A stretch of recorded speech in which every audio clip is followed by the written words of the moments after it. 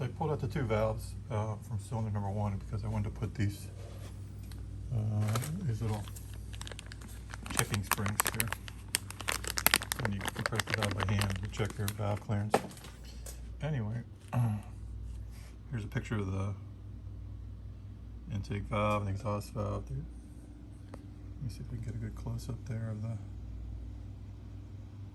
grinding on there, polish, whatever you want to call it. Here's the spring. It's a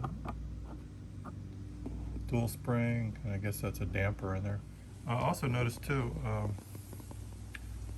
if you look down there, the intake port, there's a hole that comes through. That is the rocker stud coming through, and that's why you're supposed to seal this up. I just wanted to show you what the ports look like. They measure 2 inches tall by 1.2 inches wide, which is an exact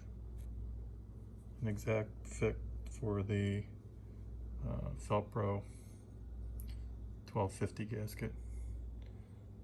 So fits pretty nice. I will show you my original head. This is a 289, 1966. You can see where, let me zoom in. You can see where my gasket was before. So, gasket went right to there. So, these heads actually aren't that bad if they were just cleaned up some.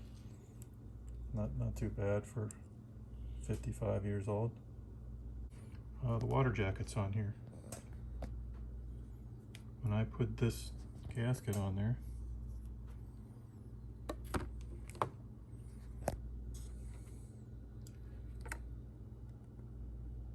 and that's lined up with the port, you can see over there by my thumb, it's not even overlapping the block at all. Same thing on the other side. There it's lined up with the port, and you actually see in there, you can see right through there.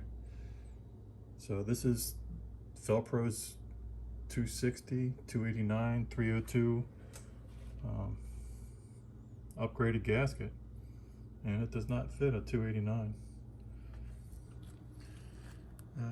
It's an MS 90103-1. That was the gasket that fit. It had smaller water jacket on it. So here's a comparison of the PROMAXX combustion chamber with the stock 289.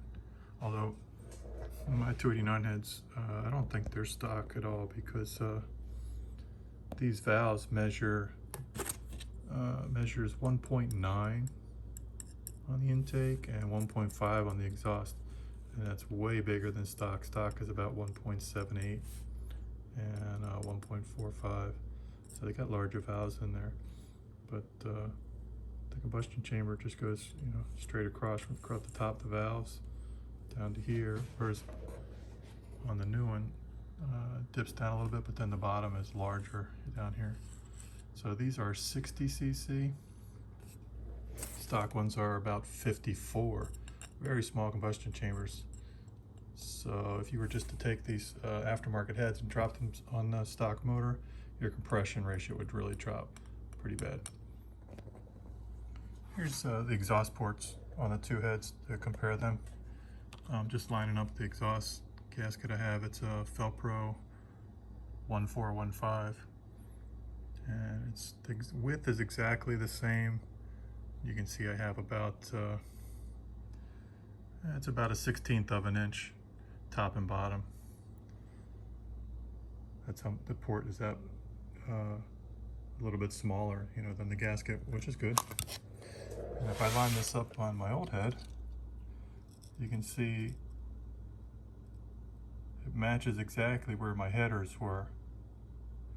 So I can just take that off, and you can see the difference, how small these ports are compared to the aftermarket.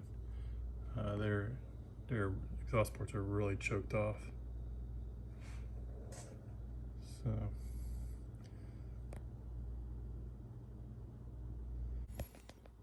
let me get a light and shine that in there, because the ports, it looks small on the outside, but when you shine a light in there, you can see how crowded it is in there.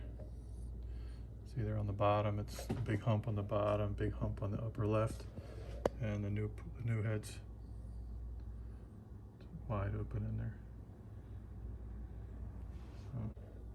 So new heads are definitely a lot more free flowing.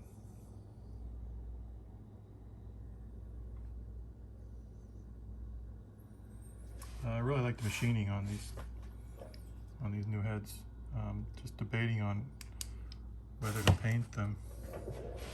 I like having this machine surface visible, and I thought it might be kind of cool if I just painted the cast part Ford blue. Might look kind of cool, but once you paint it, it's kind of stuck that way, so I'll probably just leave it like this. This would really be the only part that you would see. That would be blue around here, and this little corner here. This part you could look, you can see it, I guess, down below. But the headers pretty much cover this up, and your wires. But yeah, it would look kind of cool if that was blue. So I'm not really sure what to do yet. I'll have to check and see if I can find a picture of somebody just painted part of it. I definitely do not want to paint the whole thing. So.